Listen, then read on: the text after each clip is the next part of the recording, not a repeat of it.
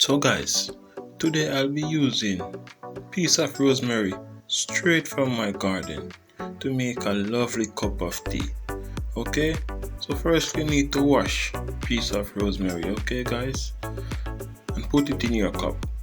Then from there we're gonna need some cloves, around 5 to 6. Also add that to your cup guys. We're gonna need boiling water.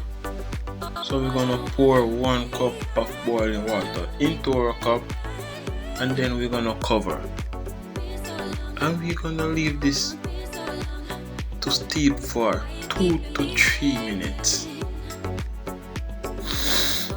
Wow, the aroma. And then guys, we're gonna need honey, organic honey, to sweeten, to enjoy the amazing benefit from this rosemary and cloves tea.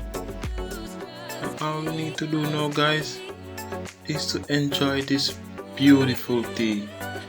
Guys, if you haven't subscribed to the channel yet, please go ahead and do so.